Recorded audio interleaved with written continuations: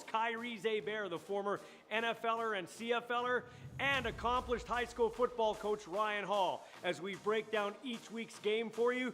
And new this year, we will welcome your telephone calls. So yeah, it's like a regular call-in show. Call in, we'll chop it up with you. Can't wait to have another fun season. It's the Our Balls Are Bigger postgame show.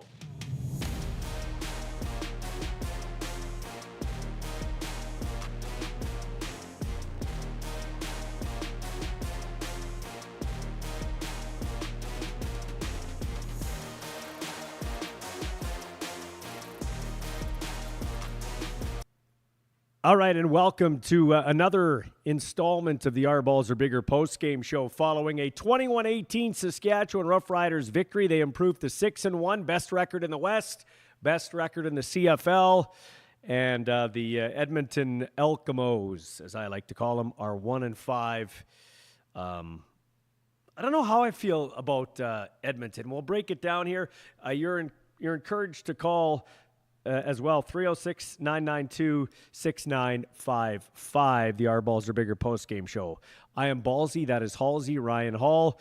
Ryan, thanks for joining me. So, yeah, I don't know how to feel. Like, at times I thought, oh, this is the worst edition of the Edmonton Elks we've seen in 5 years. And then at times I'm like, well, they're scrappy, they're coming back. So I don't know how I feel. All I know is, what's the old saying Bill Parcells used to say? Your record is who you are, basically. Edmonton's 1-5, so nothing's really changed there.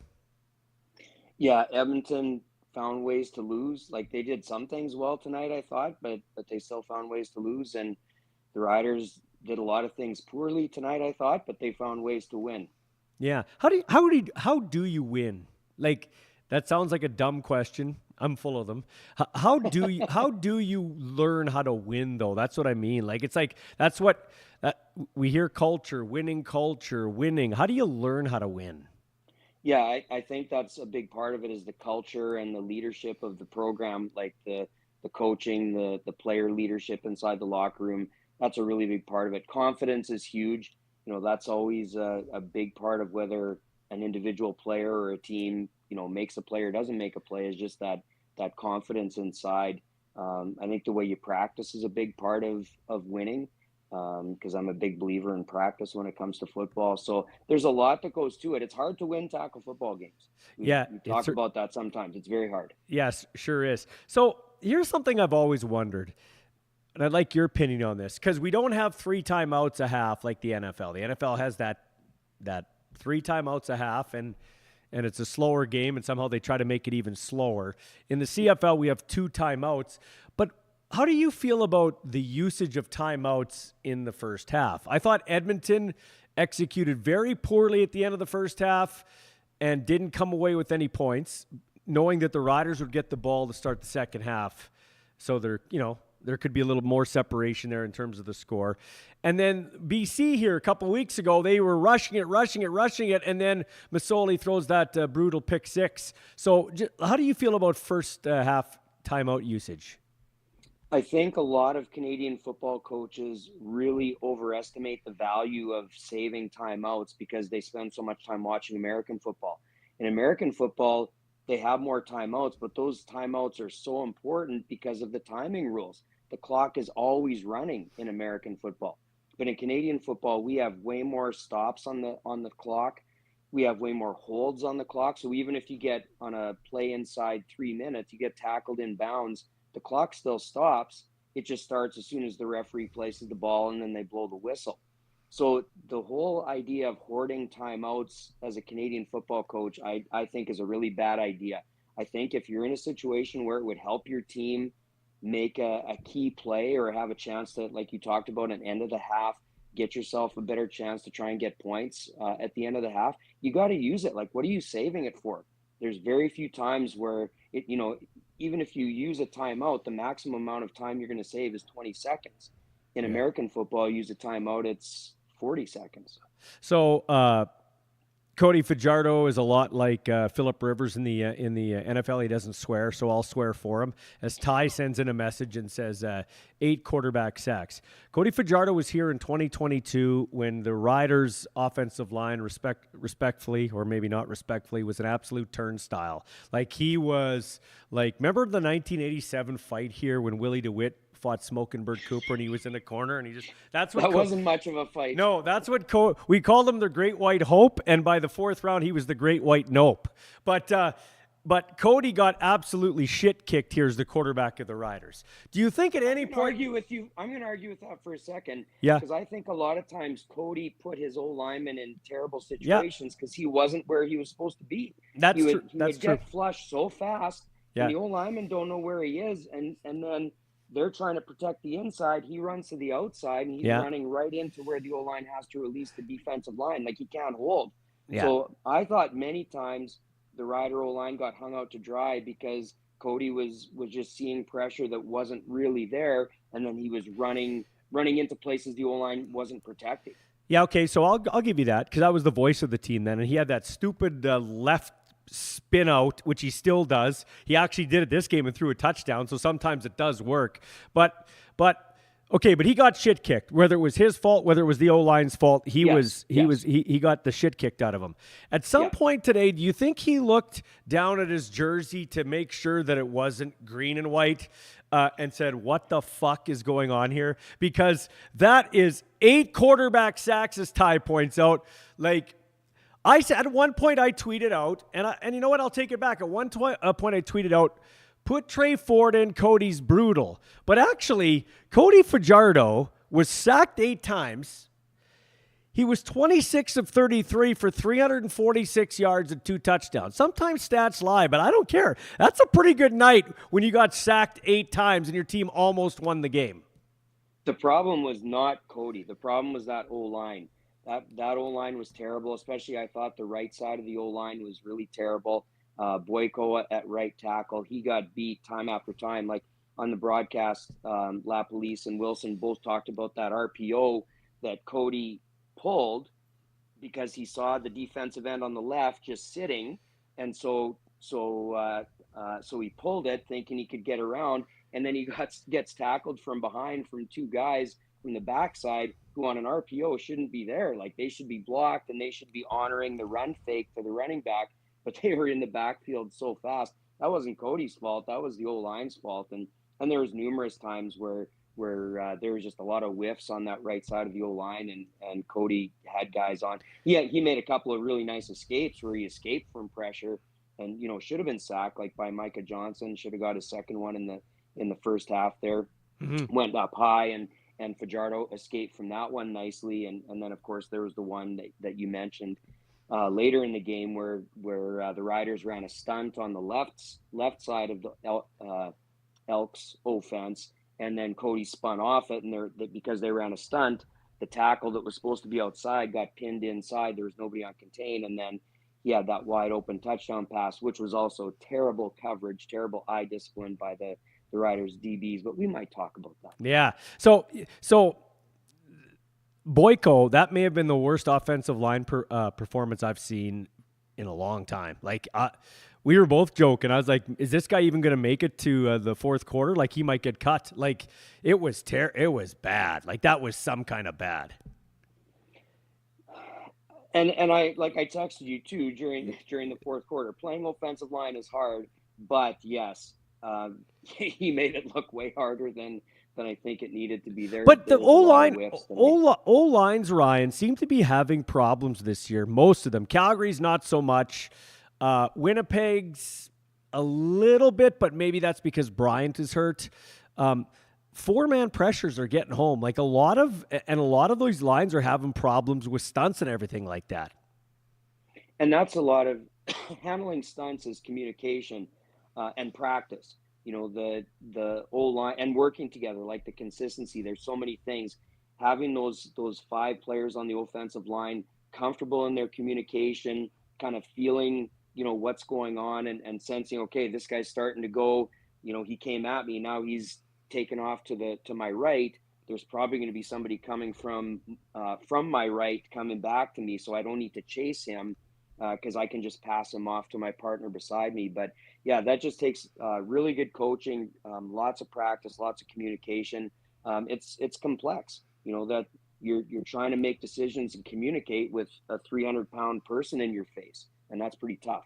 Yeah. Okay, we're going to take our first commercial or a sponsor break. It's for the Italian Star Deli. It's our takeout of the game.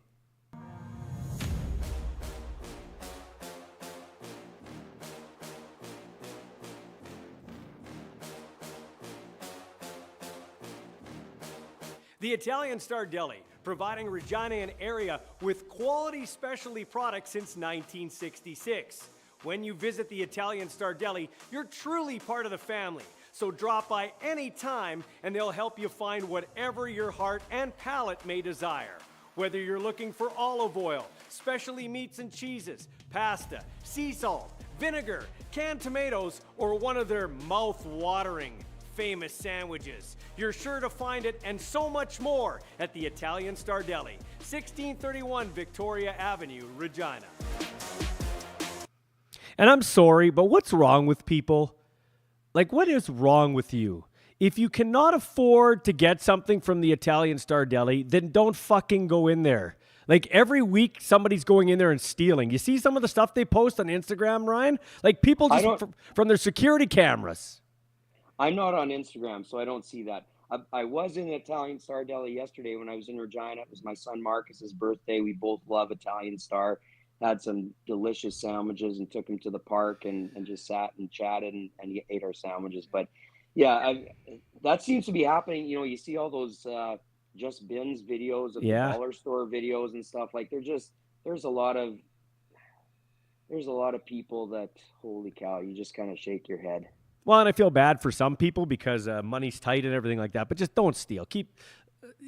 There's hardworking people. They're trying to, they expanded their business and rightfully so. Don't go in there and steal from them. Okay, the takeout of the game, and I don't mean free stealing takeout. The takeout of the game, Jake Serezna at the goal line on AJ Ouellette. He defeats 2 blocks and stops that freight train, AJ Ouellette. When I think about this guy, before the bye, they played the BC Lions, and he popped his knee out twice. They popped his knee in twice. I think that was the takeout of the game, in my opinion. He's a pretty tough dude, and I don't know if he aggravated that because he went out partway through the game, right? Yeah. So you kind of just hope that he's going to be okay. He's not going to be out for a long period of time with whether it was that re-aggravating that knee injury or if it was something different. But I mean, yeah, again, anytime you can take on a player like AJ Ouellette who runs so tough and physical and is a real load as a human being, that's a great play. And I love that. That's a great football play. It's not like, some of the takeouts that we've had that are kind of like the kill shot type of thing. It's just like tough, hard-nosed, get in there and stop the forward progress of the ball carrier in the most effective way possible. Great call. I love it. And so the next play was touchdown Tommy Stevens, Tornado Tommy, whatever they want to call him, but he got stopped. I wanted your thoughts on this. I thought, like, I know you want your guys to protect the ball, but it's a third down gamble anyway. I think you got to stretch the ball there, don't you? He didn't. He had the ball in his right arm, crunched up because he's protecting it. But at that point, I think, what do you got to lose? Stretch the ball. I think you're right. I think in any other play, you don't stretch it out because there was traffic. There was guys on the outside. There's obviously the massive bodies in front of him. You got to protect the ball. But yeah, like you said, in a 3rd and goal situation, there's nothing to lose. If you don't extend and get it over, if you fumble it, well, the other team gets it anyway, which is exactly what happened. So I think you're right that he should have, in that situation, tried to get that little extension as he was feeling himself getting stopped. Overall, how do you feel the Riders' offense performed today? Well, it certainly wasn't like the BC game. Like the BC game, Trevor Harris, I think that was the best game he's played as a Rider. He just, I don't know if statistically it was the best, but just as far as managing the game, moving the ball, getting into scoring position and scoring points, finishing drives, I thought they did a fantastic job this week or last week. This week, the first half obviously was was really disappointing. They couldn't get anything going. They had 1 point in the first quarter, I think. And typically they've been starting pretty well. They've been scoring points in the first quarter. So the whole first half they struggled, but I think Edmonton's defense played pretty well in the first half. The D line especially played really solid. They played pretty well throughout the game, even though they had some injuries. But they really limited the run. Like, you know, in the second and third quarter, I don't know if the Riders ran the ball 3 times in those 2 quarters because Edmonton kind of took it away. So I'm going to give Edmonton's defense a little bit of credit in some situations. You know, even their pass coverage, you know, statistically in the season, I know it's been terrible, but I thought they made some good plays tonight in their pass coverage. So, you know, part of it's offense, the defense of Edmonton, but yeah, the Riders' offense, they just they couldn't keep those drives going like they did against BC. And you know, before, I think an hour before the game, I texted you trap game. You know, Yep. this just really looked like a trap game, because how many times you've followed the Riders just like me for decades. How many times have the Riders gone into a game against a vastly inferior opponent, against the backup quarterback, and they've given up the loss? And they were lucky, I think, you know, the way the end of the game was there, they were kind of lucky to snatch victory from the jaws of defeat, because it was not looking good there. Well, Trevor Harris was 25 of 33, 268 yards and 2 touchdowns. One touchdown was a chest pass to Emilus, and we'll talk about that. But I don't know how I feel about these 2 guys as quarterbacks sometimes. Like, we talk about both guys' accuracy. Well, Cody Fajardo looks like his arm's going to fall off every time he throws the ball. I'm sorry, but he's got that kind of wonky Phillip Rivers delivery in some ways, but Phillip Rivers, much better quarterback than Cody Fajardo. Sorry, just the facts. But then Cody throws for 360 some. And Trevor Harris, I mean, to me, it was a check down Charlie game for the most part. So how do you feel about, like, that's the 10th straight game now for Trevor Harris being over 70% passing, which continues to build on his record. Listen, they're good for the era we're in, they're good quarterbacks. For an era that just passed us with the Durants, the Calvillos, those kind of guys, those guys wouldn't see the field, in my opinion. I keep hearing commentators, and you just use the word, referring to players like Fajardo and Harris as the top most accurate players in CFL history, because they both have career completion percentages of 70.9 and 71.1 at the beginning of the game. So I don't know how it changed during this game. But being accurate doesn't mean on 2nd and 10, I complete a 3-yard hitch or a 5-yard check down and the player gets tackled. To me, being accurate means 2nd and 10, I can find that tight window in the zone defense and I can complete a 12-yard curl inside that zone and get a first down. Mm-hmm. Like, getting accuracy in 2nd and 10 and throwing check downs all day, that's not accurate. I could do that. I could go out and throw those passes. I can't drop back and, you know, throw a ball between the linebackers and the safety, or in the window between the dime and the field side halfback, or throw a pinpoint pass out to the sideline just so the player catches it with 1 foot in bounds in cover 3 or something like that. Mm-hmm. I can't do those kind of things. That's what makes a player accurate. Statistics, some people get, and coaches sometimes too, you know, in this age of analytics, get too hung up on statistics.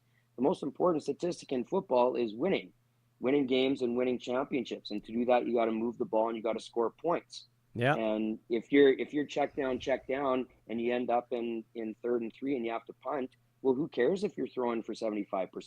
Yeah, no, 100%. Although I will say, Harris is much better than Fajardo at the second level throws, like the one to Emilus earlier in the game where, you know, had him before the DBs and just past the linebackers. He's much better in those throws. He throws to, I texted you a couple, hey, that's a nice throw. He looks, and those shallow corners he was throwing well. In fact, I think he's completed a lot more deeper balls, he has a higher completion percentage, deep ball passes over 20 yards this year than he has recently. So I'll give him that. It's just sometimes I think we're too prisoners of the moment with regards to the stats. Time for another sponsor break here, and we'll get to our Ward Tirecraft drive of the game.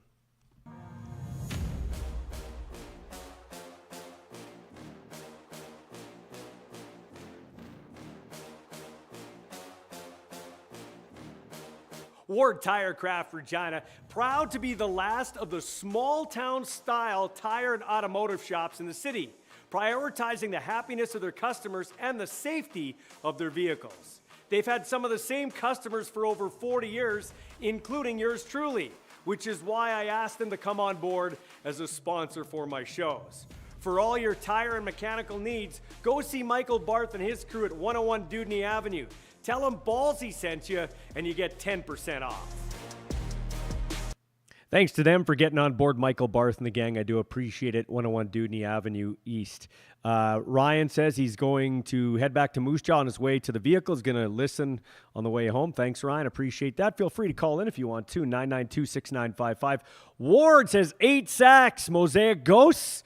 Fajardo in the O-line. And Ty says, so many injuries. Emelis, Corte Moore, Miller Jr. Just before we get to the drive of the game, Corte Moore went down. And whenever you see those non-contact injuries, Miller Jr. was in a special team scrum. And when you see the injury to those kind of guys, although it was non-contact for Corte Moore on special teams, you see why the NFL tries to limit the contact on specialty teams. But they sign up to play football, and I wouldn't change any of the kicking rules or anything like that. But never like to see those players go down. No, especially like Corte Moore, that one, it just looked like he and the guy beside him, they just were kind of resisting each other a little bit as he was covering that punt, and just the way he went down. I'm not an orthopedic surgeon, but I'm kind of guessing ACL. And then I'm not sure about Emelis, like that on that little hitch screen. He got tackled just a little bit awkwardly when the corner came in, and I think he beat Johnson, either Johnson or Myers. I can't remember who was blocking. Came in and just made that tackle down around the knee. Totally legal, fair play, but just looked a little bit awkward. He walked off, which was good, but he's just kind of getting back. Like Emelis last week when he caught that deep ball. It looked like he wasn't quite 100% speed-wise. Mm-hmm. And then this, when he ran that little speed sweep I guess it was not really a speed sweep because it was a forward pass, but he looked like he had a step back. Like he looked like he was running fast in tonight's game. So sad to see him go down. And that was the drive of the game for Ward Tirecraft, the first touchdown drive of the game. Mixed, it was penalty aided, but I like that. I like that play, little chest pass, so that counts as a touchdown pass. Easiest one of Trevor Harris's career, probably, or right there with it. But Emelis did look like he had some speed, and I love the blocking downfield, in particular from Robustelli there at the goal line. That's what you want to see from your receivers. You like good technique on blocking and tackling. That was great blocking. I love to see receivers that block when they're not getting the ball. Yeah, there was two. I think it was Robustelli and Johnson, I think, was also in there blocking. So, that's what, I just I did a couple of safe contact courses this week, and that's what when we talk about blocking and safe contact, I tell the coaches, if you can get your downfield players on special teams or your receivers on offense, if you can get them blocking in the open field, they can, and if you teach them to do it right, they'll turn a 10-yard gain into a touchdown. And it's not hard to teach. It's all about just simple techniques and effort. Just that I really believe that what I'm doing as a blocker is super important. Not just as a receiver, I'm going to be the flashy guy with the ball in my hands. This more so than the NFL, and I don't like to compare the leagues, but we do have to compare. This more so than the NFL because it's a 9-team league. It's a more of a week-to-week league. Like one day we're like, oh, the Alouettes are the best. And one day we're like, the Stampeders are the best. And now we're probably saying the Riders are the best. But they didn't look like the best against the Stampeders. So it is very much a week-to-week league. So that's why I laugh when some people, one media guy in particular, oh, is this the end of Mike O'Shea? Guy's been to 5 freaking Grey Cups, like I talked about last. Like he's been to 5 Grey Cups. Come on. But it's whatever team can be playing their best ball at the end. You just got to make the playoffs. What I will say, though, about the Rough Riders is we talked about the injuries there, and they're not the only team facing it, but they've been, no Zach Fry today. Noah Zare comes in and has a good game. They've had Yorkton boy. Yeah, they've had some. Husky. Yeah, they've had some issues at right and left tackle at times. Now on defense, like the Riders have navigated their injuries really well so far. Yeah, and you talked about Noah Zare, and I thought like he got cut in training camp. Mm-hmm. He got cut even before the end of the preseason, and now they're in a pinch and they brought him back, and I thought he looked fine. I thought he fit in and didn't look like a weak link at all. So good for him. Like I said, kid out of Yorkton and played for the U of S. Great to see him again. Two Saskatchewan boys playing on the O line with him in Furland. Yeah. Yes, but I mean that's. Everybody, it's the cliche, right? The next man up. But certainly your starters are starters for a reason, and your backups are backups for a reason. So when you can get your backups to step in and be effective, again, as a coach, I'm going to give a lot of credit to the coaching staff that are doing a good job preparing their players to be ready to step in when the moment comes. Because in football, the moment's going to come for a lot of guys where they have to step in as backups because somebody gets nicked up a little bit. Wally Buono's teams were well coached. Mike O'Shea's teams are well coached. Corey Mace's pretty well coached, but I wanted to take you to a couple of situational things today that I think, if you're going to win a championship, you got to cut down on turnovers and penalties. Riders were better today on penalties, and they were better last week too. So coming out of their bye, they've been better in that category. Give them credit. But yeah, okay. So with a $1:45 to go, Keyshawn Johnson makes a catch on his sidelines, and he goes out of bounds. You can't do that. You can't do that. So I don't know if that's not good enough coaching or that's boneheaded play by the player, but. Mike O'Shea's team typically, although they haven't been playing smart football the last 2 weeks, I'll be honest there. A Mike O'Shea's team doesn't make that mistake. A Wally Buono's team doesn't make that mistake. A Mark Trestman team doesn't make that mistake. You can't make that mistake in a tight game when you're playing the Bombers in Winnipeg to go to a Grey Cup. And that was a tough play. Like he was running toward, he caught the ball running toward the sideline. He didn't have a lot of space, but he just needed to drop down, like just let his knee drag. Get himself down before he went out of bounds.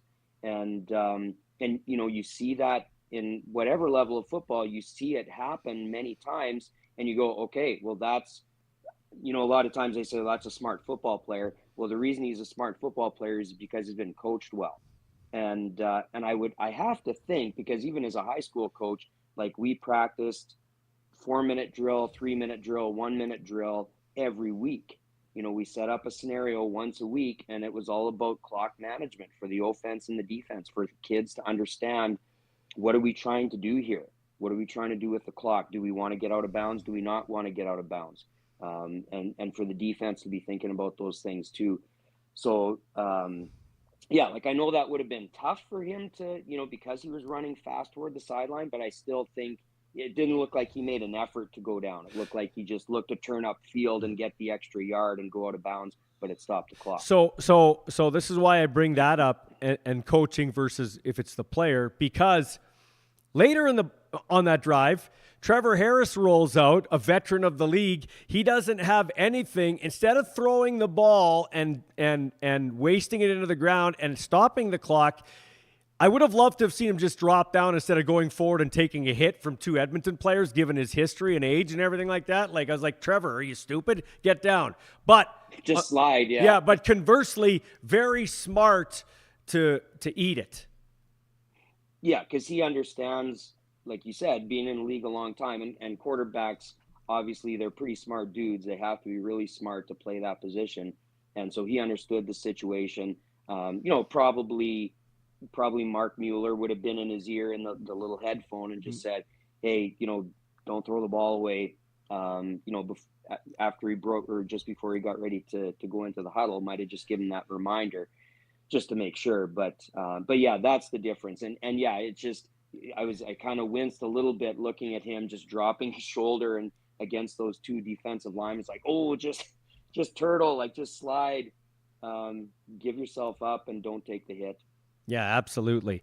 Yeah, 6-1 Saskatchewan, 1-5 the Edmonton Elks. We're going to take a break and be back with another sponsor break here with Payson Financial and Insurance Services.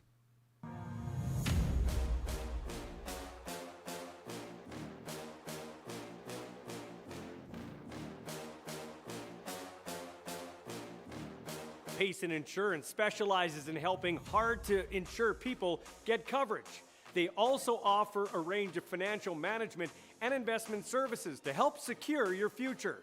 People care most about their money and their family. I personally trust Kevin. Best way to describe dealing with him are the 3 C's.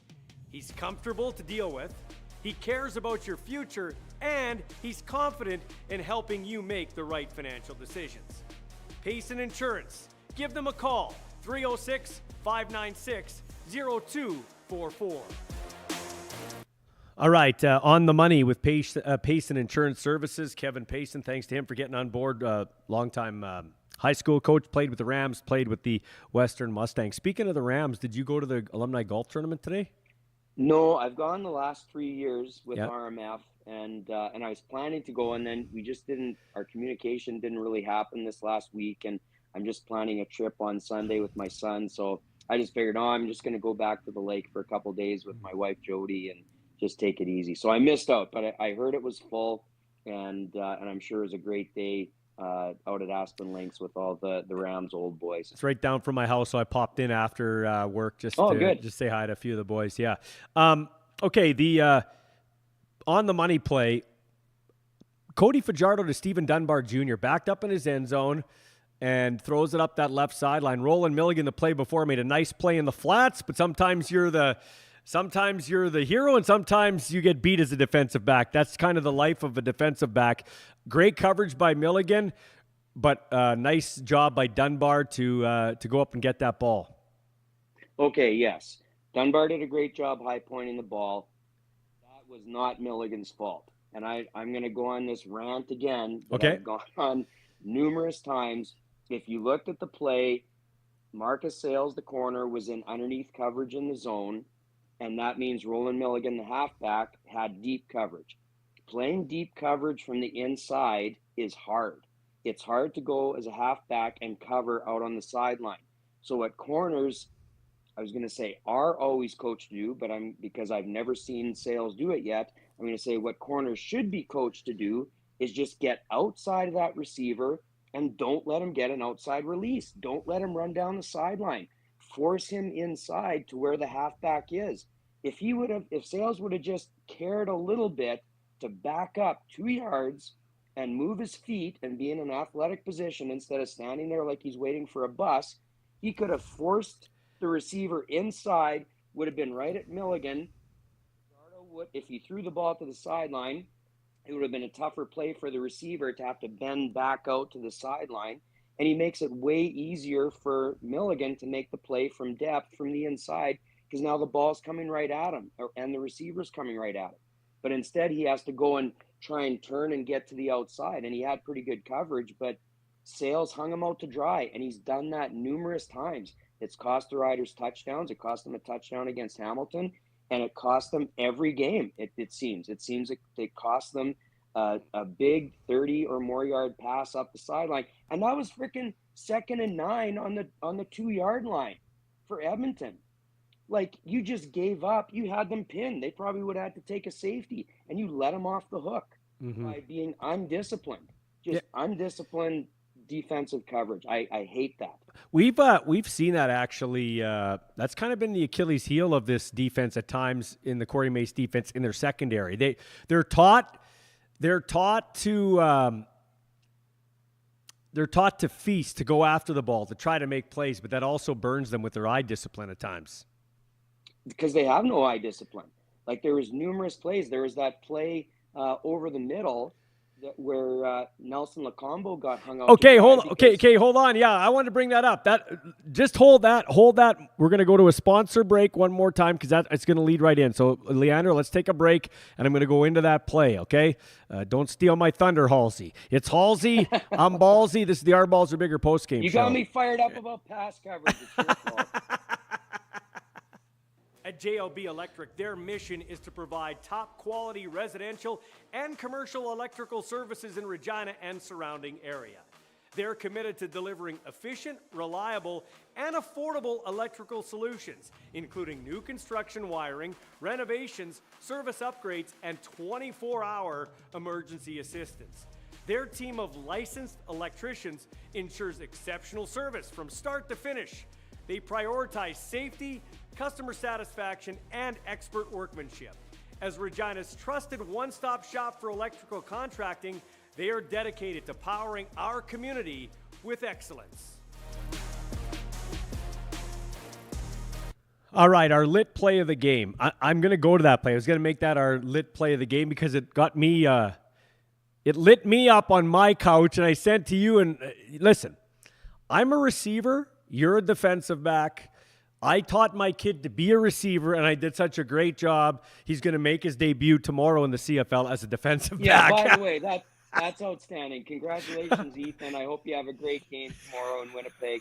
Or I guess you guys are on the road, but in Toronto. Yeah, but I hope he has a great game. I'm excited to see number 29 on the field. I'm not sure he's going to play defense. He's next man in there, but he'd be on probably specials. Specials, yeah, he's on all 4 specials. My point was I was such a shitty receivers coach that he became a defensive back. But I'm still learning that position, okay? And that's maybe the greatest thing for my son is because I can't, like I know football, but I'm not going to sit here and tell you, like I know the receiver position. I know the routes. I know how they're supposed to be. I know where the quarterback's supposed to throw the ball. Like when I never played at a pro level, but I know what I'm talking about, I think, when it comes to that. Defense, kind of freestyle a little bit. I'm not going to lie to you. So I texted you, and I'm like, what the heck? There's no safety in the middle. To me, that's Lacombo's guy on big 6'7" Mathis, and he gives the middle of the field away to the guy. The guy's got all the field, and he makes a nice catch, gets hurt. I don't think he ever comes back. That was a nice catch, and I was all over Lacombo. I think he banged his head on the turf. Yeah, he did. I was all over Lacombo, but you're like, no. I don't think that was Lacombo's fault. So you defensive tactician, you tell me what you saw in the lit play of the game for JLB Electric. Okay. Well, I think what happened on that play is Edmonton, and they did this in their first play of the game, they lined up in a really compact formation, which in Canadian football with a 65-yard field, usually you would say, why the heck would you do that? You got all that space. Why would you bunch up your offense and make the field small and take away all that open space? And especially early, the first play in the game, when they did that and they ran the ball, like when the offense is compact, the defense gets compact. And so the Elks got no yardage on that play. They did the similar formation in that situation. They compacted the field. So whenever, and you got to remember, the Riders play almost exclusively zone defense. They play zone defense all the time. And in that situation, anytime you have bunches or stacked receivers or compacted offenses, to me, as a coverage guy, I love playing zone with that. And all I do is I make sure I've got a guy deep and I've got a guy outside and I've got a guy inside. And then we just wait. You're going to get a big mess of people. I'm just going to wait and see if anybody comes out of the mess. And if anybody comes out of the mess, I'm going to cover them. And so Lacombo was lined up on the defensive right side. And then Tavon Campbell was lined up on the defensive left side. And again, it comes down to eye discipline. So the receiver came out of the Elks left side, so toward Lacombo, who was on the defensive right, and he comes out and he runs a post. And Lacombo has outside coverage because there were supposed to be 2 guys deep, and when you're in that bunch kind of crap, that's usually what you do. You just bracket everything. You try and keep everything inside. And so Campbell should have been dropping back, but instead, just like you see with the Riders defensive backs all the time, he had his eyeballs in the backfield. Like, you're responsible for the deep half of the field. What business do you have looking in the backfield at the quarterback, looking at the ball? So he had no awareness that a receiver snuck out on the other side, ran that post, and if he would have just dropped back, he would have an interception. Instead, he just sat there, and you could see Lacombo when he got up. He was, he had his hands up because he's going like, "Where was my help? Where was my partner?" Because I was outside shade. I forced the guy into the middle. He ran the post. I was trailing. There should have been my partner over there that was just waiting there as the receiver came right to him. So So again, it's all this tunnel vision that they have. They just, and like quarterbacks too. If a quarterback has tunnel vision, they're going to throw interceptions all the time because they're not going to see the big picture. It's just training your eyes to be able to see peripherally.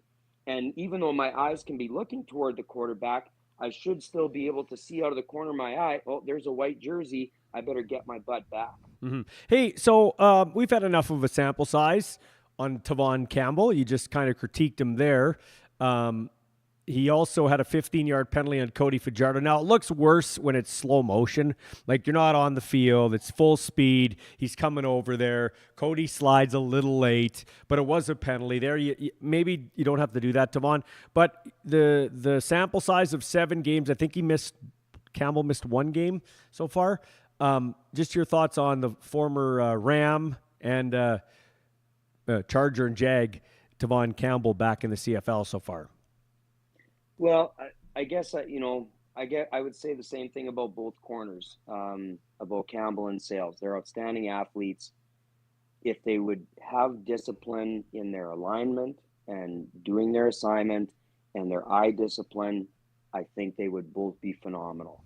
And you see both those guys, both Campbell and Sales. Sometimes they make big plays, and sometimes they make terrible plays. And unfortunately, a lot of their terrible plays people don't notice, like the Sales one. Probably nobody noticed that Sales let the receiver get outside on the sideline and hung Milligan out to dry. Probably nobody noticed that Campbell left Lacombo hanging out to dry because they don't really, understand how the coverage is supposed to work. So I don't know, like we're what, 6-7 weeks into the season here. Why are we not correcting these very correctable errors? Yeah, it as you can tell, it makes me a little mental. Hey, so now that we did that, and before we get to the Waldo Warriors to wrap up the talk on this game and what we saw the night before with Calgary and Montreal and what's coming up here later in the week, how do you feel about the Riders? So let's start with we won't get into the return game because that'll be part of the Waldo's Warriors. How do you feel about the kicking game? What grade as a teacher would you give the kicking game? A, B, C, D. You could do minuses. You could do pluses. Let's start with the place kicking. Brett Lothar was 2 of 3. He missed from 47, which isn't a gimme, but certainly should be pretty automatic in today's day and age of professional football on a nice, pretty well windless night on the prairies. And then he made two, a longer one, and then one, I think, a little bit shorter than 47 yards. 46, yeah. Yeah. So 2 for 3 night, no real gimme shots. How you feel about Brett Lothar? To me, I'm worried that when we need that kick, when the Riders need that kick, they're not going to get it. I guess I just look. I'm not answering your question because you're asking me for a grade. But if you push me, I'll give you one. But I guess every time when TSN shows Lothar after a kick, like even when he makes a kick, like the look on his face, it just looks like the neck on his jersey is so tight, he's having a hard time breathing. He doesn't seem like he's confident right now. And for kickers, we talked about this at the beginning of the season, like kicking is like golfing. Like it's just such a mental game. It's such a mental skill and process. And so, yeah, I think as it turned out, like his kickoffs were fine and he was 2 out of 3. Like he had 3 longer attempts. His converts went through. The one that he missed, he didn't miss by much, but just like it almost seems like he's looking at the goalpost like they're a tuning fork, they're only an inch apart, and he just I don't know, he just seems like he's fighting a little bit. And again, Brett Lothar as a person, like just top notch, just an outstanding person. But again, yeah, it's a competitive business, and winning is what it's all about, and points are going to help you win, and leaving points off the board is really going to hurt you. And I know you've been talking about this for weeks. I don't know if they've brought anybody in to to challenge or to work with. Well, Work so they have another option. Yeah, coaches decided to stick with him. So I just hope when it's time, when the chip for Rider Nation, when all the chips are on the table and they need him, and they will need him in a key moment, that he can come through. Because I do like him. He's been a great kicker. He's a great guy off the field, good in the community. But it is pro football. And then Couch. I've been lukewarm to Couch. In fact, for most of this game, if I'm a Rider fan, I'm like, but he's the holder. There's a chemistry that they got to get together for holding, so you can't just change a guy out. And then number 2, I'm like, at the end of the game when he needed a big punt, he kicked a very nice punt that, Leak had no return out of bounds at the 5-yard line. That was a great kick. That was his best play of the game. Yeah. Yeah, that was his best play of the game, but he had a lot that weren't very good. And part of it, like you were texting, about the end over end punt. Yeah. Like, to me, one of the absolute hardest skills to do in football is catching a punt if it's a spiral. Let me stop you. Okay. Catching a punt, because I did it. I don't know if you did it with the Rams, but I did it with the Rams. Yeah. Okay. Yeah. It was the hardest thing to do. A spiral, like you were saying, or if it was just a little off kilter, had that little wobble to it with a bit of the wind, you were screwed. Like you were sweating bullets. Now with these cross-field kicks and these guys with directional kicks, it is easy. Like, hey, I think Dre McCray had a pretty decent game returning the ball in one aspect, but he also, I couldn't believe he was dropping as many as he was, because there's never been an easier time to return a punt in the history of football than right now. With the punters kicking end over end, because end over end are very predictable trajectory. Like, where it's going to be, you settle under it. It's a nice, easy catch. That spiral, if it's a spiral into the wind, you don't know if it stays nose up, if it's going to keep carrying, or if it goes nose down, it's just going to dive on you, or if there's a crosswind, if it's going to tail away. Like a spiral, it'll go anywhere. Mm-hmm. It's just so hard to catch. But yeah, the end over end, like a kickoff, that's why you almost never see players muff kickoffs, because they're so easy to catch. And now punts are becoming the same way. Yeah, I just couldn't understand it. Like, there's the one punt I think it was in the 4th quarter, where the Riders, Riders are on the 50-yard line, and they took a time count violation. Like, I'm sure Couch's average is not 50 yards. I'm sure his punting average is probably closer to 40. Why did you take the 5-yard penalty back up to the 55 and then punt it down to it came down at about the 13-yard line? Yeah. That didn't make any sense. No, there's just a lot of things in the special teams game that I just kind of, I don't really get. I don't really understand. Yeah. So let's get to our Waldo's Warriors, and we'll start with the visitors. At first, I had either Curly Gittins Jr., we talked about it, or even Stephen Dunbar Jr. got a touchdown, a couple nice catches. But I went with Cody Fajardo. Anytime you get sacked 8 times, get the shit beat out of you, but keep getting up, and he threw for, once again, just give me a second here. He threw for Cody Fajardo, had 4 carries for 20 yards, and was 26 to 33, 346, and 2 touchdowns. Sometimes stats lie. I don't think they lie there. Yes, they were behind a lot. They couldn't run the football. Had no O-line, and he threw for 346. He's no doubt the offensive player. I think you'll agree with that. He gave his team a chance. He gave his team a chance at the end to come back and win. Yeah. And again, why didn't they win? Well, because their O-line was so terrible, and the Riders got those 2 big sacks and killed the game. So yeah, I think, I was thinking Curly Gittins would be I texted you that in the 3rd quarter, I think he's the offensive, but the way that Fajardo finished the game, he didn't give up. Talk about a warrior, like Waldo's Warriors. I don't know if you can find a better example of a warrior performance than what Fajardo put up after he got sacked 8 times. Well, Cody Fajardo, I've said this, and I will stick by it. We haven't seen eye to eye on a few things, but I will tell you this. Cody Fajardo, I mean him and me, not me and you, although I don't see eye to eye with lots of people in different things. Really? I know, it's shocking. I thought everybody agreed. Yeah. So anyway, this is the one thing that's indisputable. You will not find a tougher. If Cody Fajardo's on a football field in that particular game, you won't find a tougher guy on the field than Cody Fajardo. That's a given. Mm-hmm. Yeah, and I mean, you got to be tough to play quarterback because you're in a very, very vulnerable position. But yeah, you talked about the history with the Riders, and whoever's fault it was that he got beat like a punching bag. Whether it was the O-line's fault or his fault, or I think probably the right answer is a little bit of both. But tonight it was mostly his O-line's fault, and the Riders D-line I thought had a really solid game for the most part. So yeah, I thought he had a great performance. Defensively, the Warrior for the Edmonton Elks, I went with Niles Morgan. Another 7 tackles. Him and Nick Anderson in the middle are wrecking balls. They've got some talented guys on. Like I can think of Brinkman's good. Seresna's good. Robbie Smith, when he's healthy, he's decent. Brinkman got hurt too, right? Yeah, Brinkman was more hurt than Seresna. But yeah, Brinkman, Seresna, Robbie Smith, Metier is a good player. He didn't play today.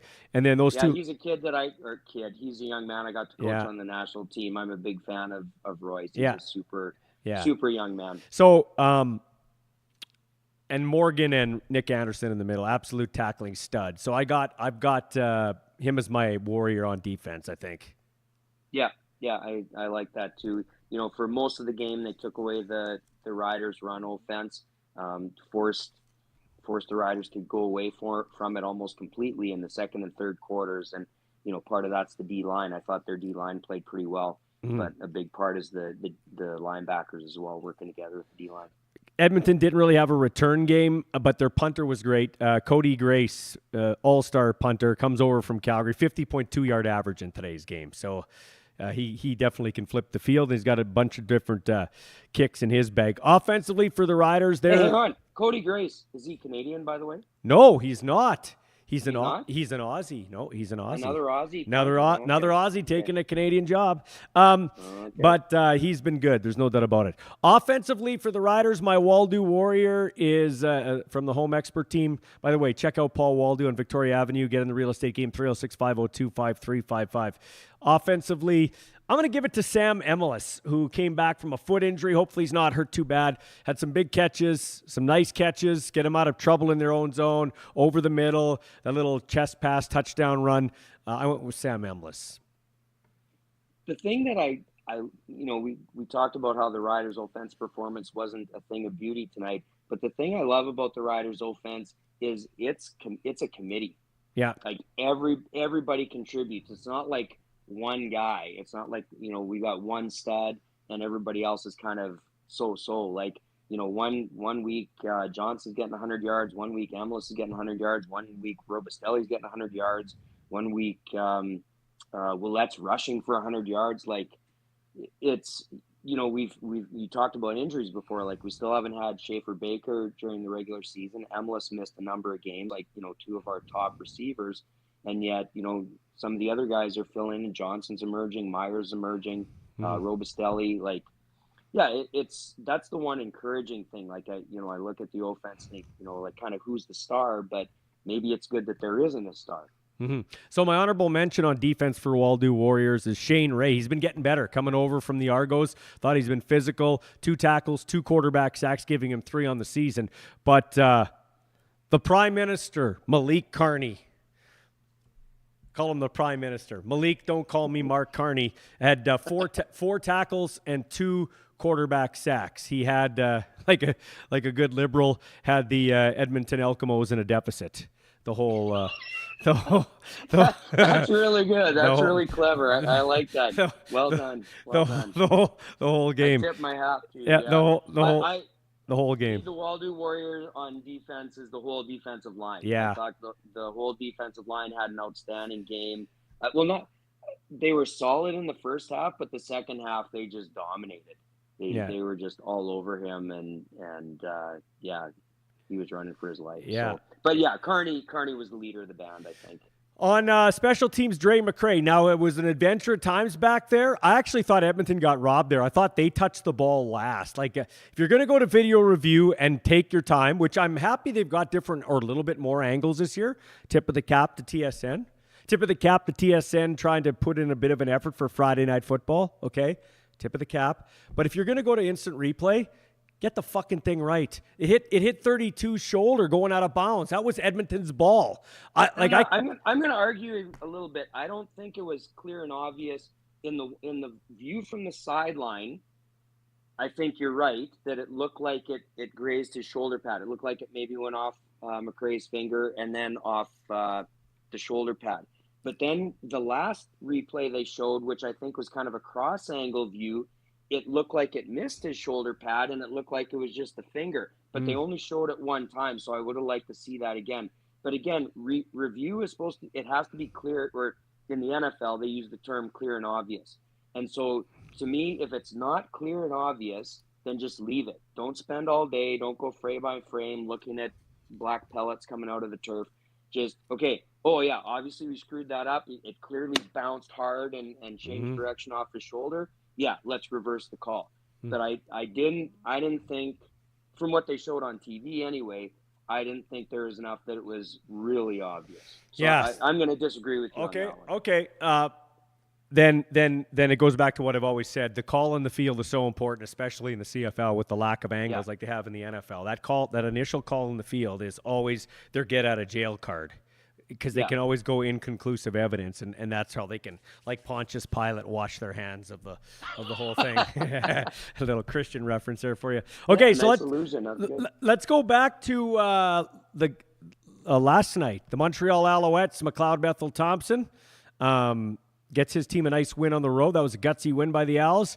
But I think it was more Calgary losing than Montreal winning when Vernon Adams went down. PJ Walker, he was okay in the XFL. He was a slug in the NFL. What makes you think he's going to come up here, learn a new game, and be this great guy? I don't know why we recycle these guys. I really don't.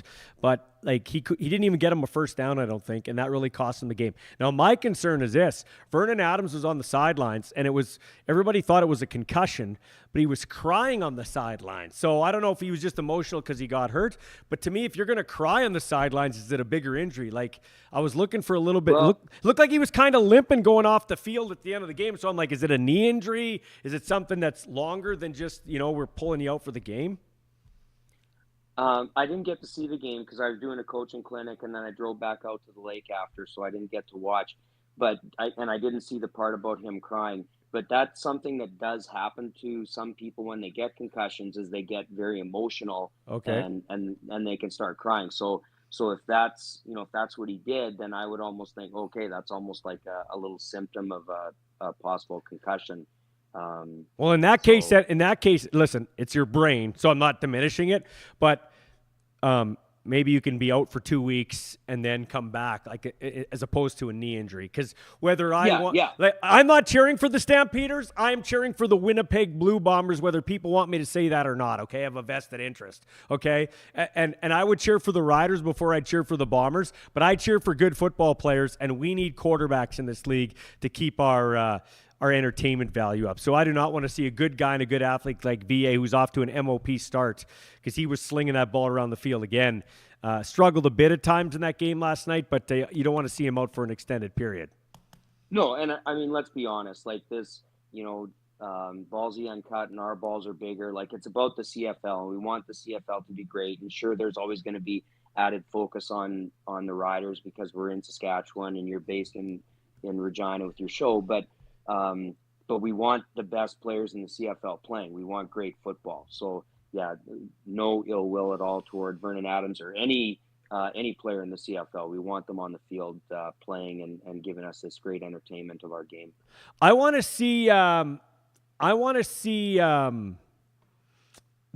think the Winnipeg Blue Bombers are going to beat the brakes off the Toronto Argonauts tomorrow. Not just because I have a vested interest. I think Winnipeg's going to – they played 2 bad games back-to-back against Calgary. They need to make a statement that they're back. Toronto's banged up on the O-line. Willie Jefferson has to step to the plate. He's been – a lot of people talking as Willie washed. So I expect a big game from Willie Jefferson. I think Winnipeg rolls Toronto by 10. And did you see that hit Willie Jefferson did last week? Yeah. He's been taking some undisciplined penalties. That terrible. Yeah, that's a couple weeks in a row. Yeah, that's a couple weeks or 2 of the last 3 games where Willie's done that. Yeah, like to me that seems uncharacteristic for him, because like I've never seen him be a dirty player. I've always, just seen him be like a great athlete and play hard and play right. But yeah, to just run and lead with your helmet right into another guy's head that's, kind of defenseless, getting wrapped up. I was just really surprised by that. So I got the Argo or the Bombers by 10. What do you got in that game? Well, I mean, the Argos haven't shown anything yet this year. The Bombers are in a little bit of a slump, but like you said, they played 2 games in a row against Calgary, so that's going to be tough for anybody. So, yeah, I'd probably go with you on that one with the Bombers. Now, when everything shook down the way it shook down, whether it was going to be Winnipeg, Ottawa, wherever my son Ethan Ball got taken, I was going to cover 8 teams. Well, I was going to cover 9 teams, but the 9th team was going to be off limits in terms of, like, I'm not going to really tell. There's stuff I could probably say that just is not. I'm just not going to do it because I'm a football dad. But I will tell you, and this has nothing to do with what I know or I don't know.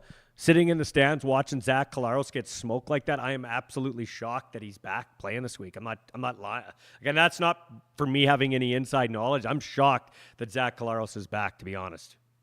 Well, especially with his history, because he's had history for years of head injuries and being out for long periods of time. So I'm pretty surprised as well. Yeah. Okay, in the last game, the Hamilton Tiger Cats going in to take on the BC Lions. Lions offensively at times good. Defensively, they're a bit of a mess. And that's a weird setup there, Ryan. We haven't really talked about that this much. You got Mike Benavides, who was on the staff last year in a different capacity and has been a head coach there. He takes over as the DC underneath Buck Pierce, but Ryan Phillips, who was the DC, stays as defensive backs coach. Maybe we did talk about this. I think we did talk about that. Yeah, but to me that's weird. That's just weird.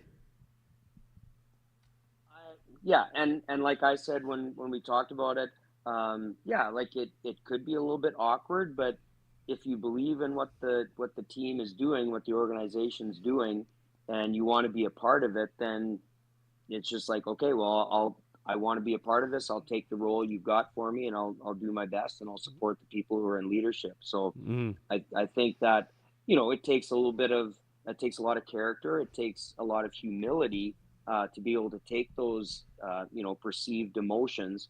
But, I think it just kind of, I'm not super surprised. Like, I don't know those guys at all. Yeah. I don't know. I've never met Benavides or Phillips, but, I just assume that they just feel like that's something that they're excited about and they want to be a part of it. And so they were willing to take those roles. It's going to be a fun quarterback matchup, though. Bo Levi Mitchell with Kenny Lawler, his 50-50 or 70-30 guy, and Nathan Rourke, who some people are saying, Nathan doesn't look that good. He's overrated. He's throwing for 300 yards in 3 of his last 4 games. Yes, sometimes it's from behind, so it might be garbage time in some of those games.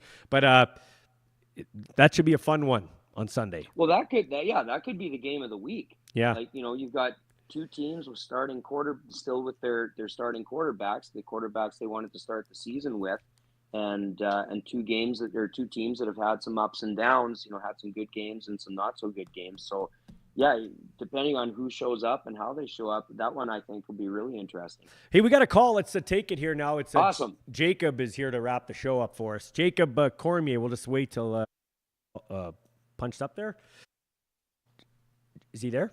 No, he's gone. Yeah, Jacob was there and he's gone. Okay, Jacob.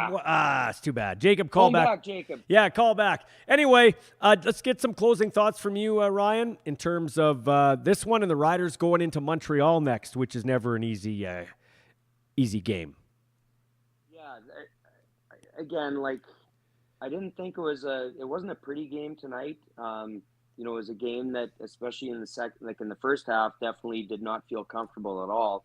And then the second half, for the most part, felt really comfortable until, kind of like last game against BC too. Like the Riders were cruising, they were killing BC, and then it ended up being a 1-score game. It ended up being a lot closer than probably it needed to be.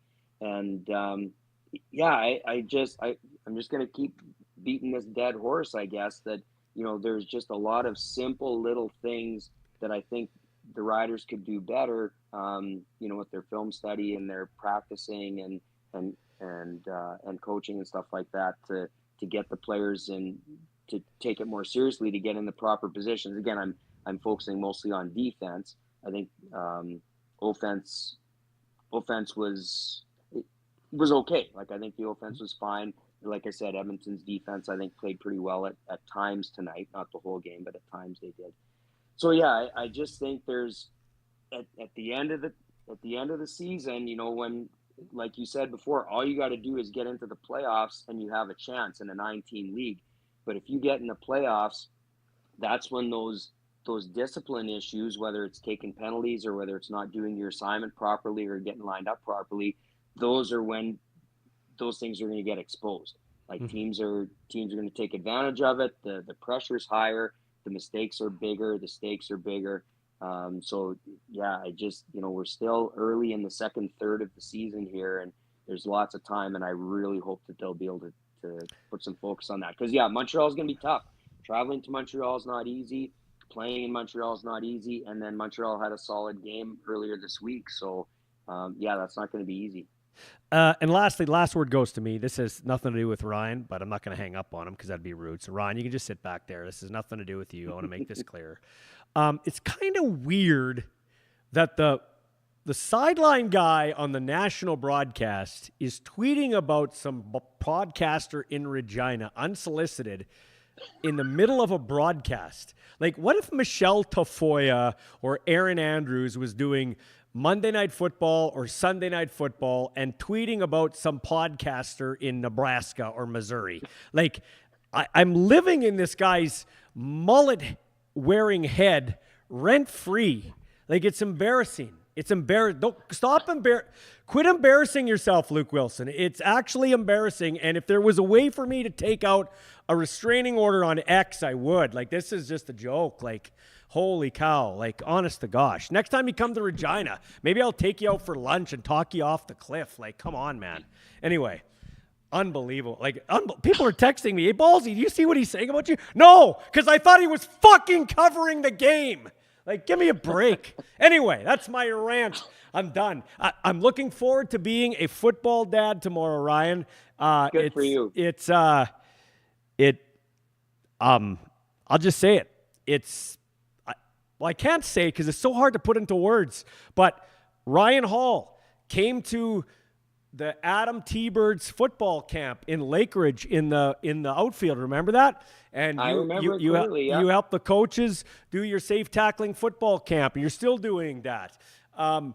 To go from there to go to, Pee Wee, Bantam, RMF, UND, Calgary, to now playing professional football. And high school at Riffle. Yeah, Riffle. That's right, Riffle. And like, to do all of that with all the coaches, all the people like Ryan Hall, Derek Pelon, everybody, Rod Flair, Nick Lewis, Vincent Donaldson, Macho Harris, Dan Farthey, the list goes on and on and on.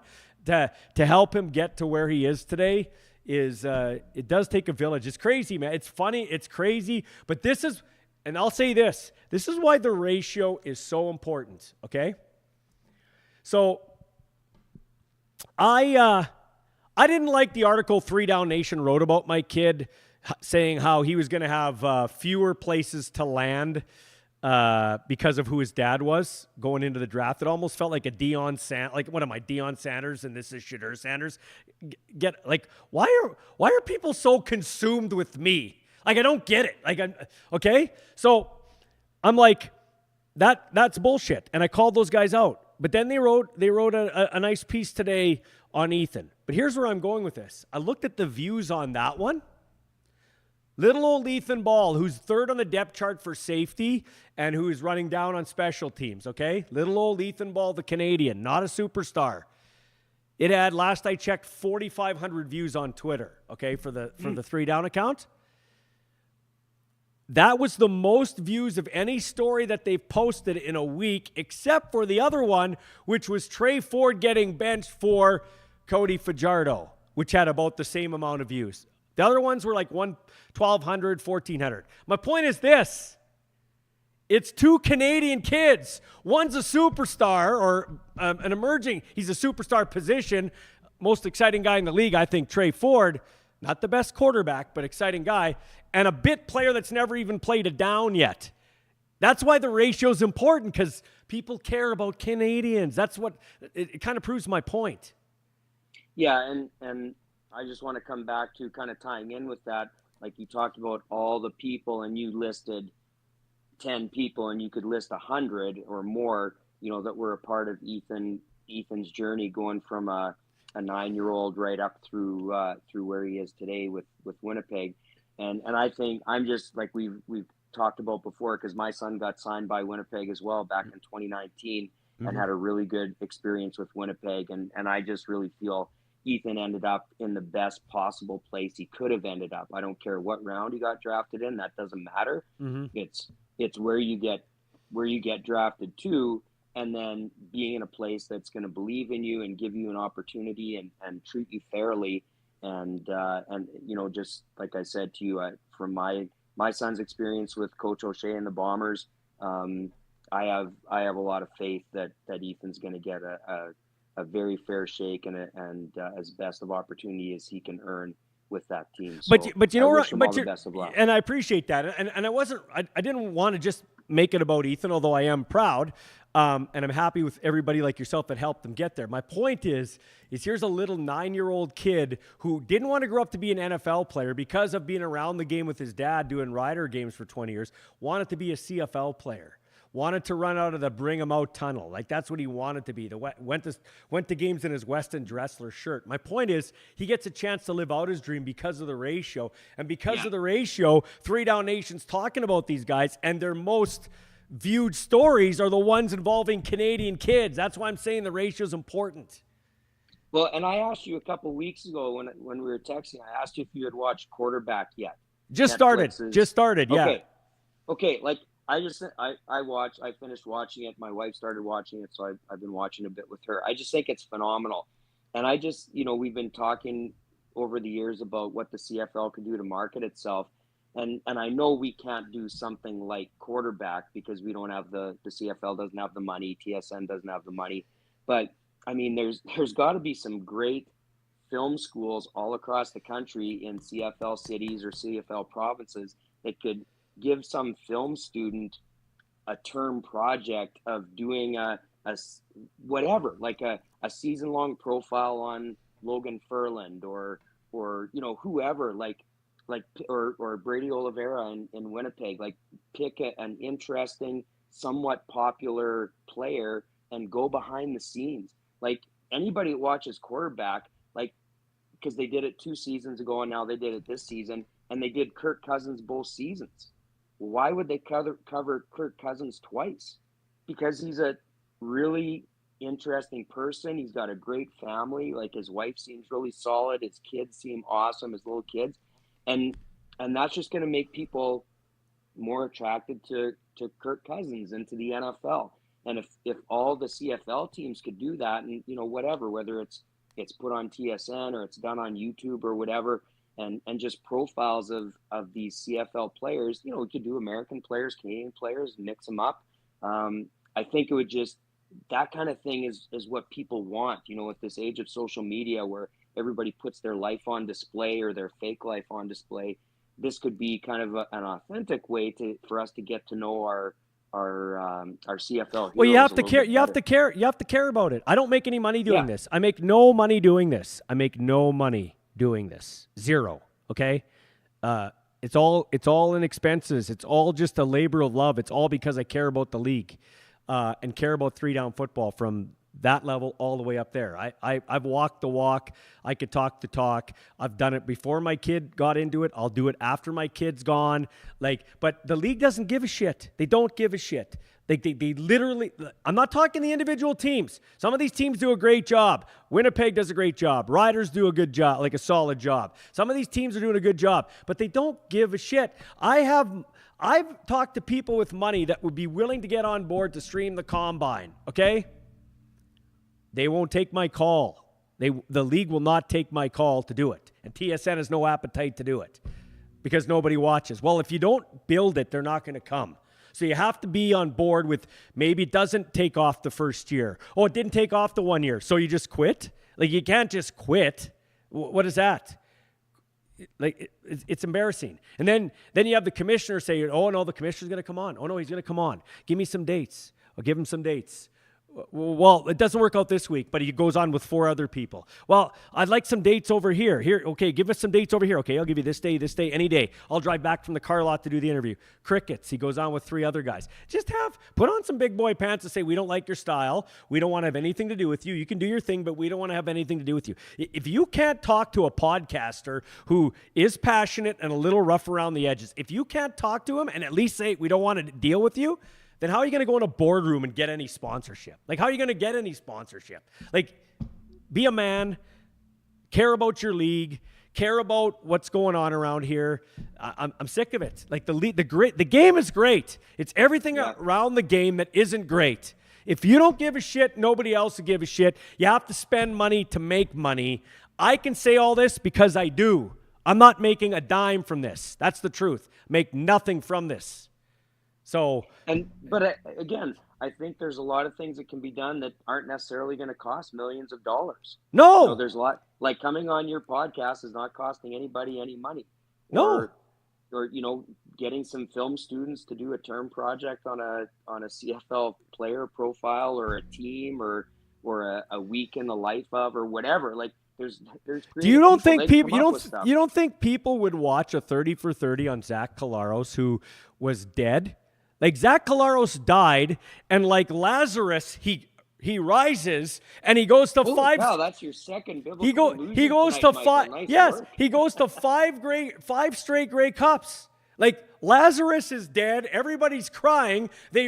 All of a sudden Jesus raises him up, and he's alive again. Zach Collaros is dead. The paperwork is in the desk to re-sign him in Toronto. Jim Popp gets fired. It never gets presented to Zach Collaros. He gets traded to Winnipeg, has that breakout game against the Stamps, and is in 5 straight Grey Cups after he's dead, after the funeral, after they threw dirt on his casket, and he's back. That's one of the greatest stories in professional sports, and we never did anything with that. The 13th man, Ryan. You got me on a rant here. I want to go home to bed. Okay. But the 13th man, we won the game. We literally won the game. It went from a wedding to a funeral in 5 seconds. If that was the NFL, they'd still be talking about it. They had the tuck rule? We had the tuck rule, and they did a thing on that on the timeline, NFL Network. Yeah, Brady at his mansion with Charles Woodson, and they were jaw-jacking each other and talking about it. Why not? You can't with Ken Miller anymore, but why not Tressman and Miller back in the day? Or why not get me the 13th man? Like, come on. We know it was Sean Lucas. Get me the 13th man. Armstead, can't you count? Like, we could have had fun with that, but no, it just went away. That's what I mean. Oh, why doesn't anybody care about the CFL? Why don't they care? Like, what? It's ridiculous. Drives me nuts, man. There's lots of great drama. There's lots of great personalities, and they're just there for the digging and then showing the fan base I think it would be tremendously interesting. Got this from Caden. Hey, Ballsy, just jumping on after filming my show, but thoughts on defensive secondary compared to our defensive front. Think my voice is almost gone after shouting Cody all game long. That's good. And by the way, before I go, that was a nice crowd the Riders had. I don't care if they papered it or whatever they did. That looked like a Mosaic Stadium when it's almost full, at least the lower bowl, with the way that the one shot when Edmonton was kicking off to start the second half, when you could kind of see the nice sky in the background, that was a beautiful shot artistically. I like that.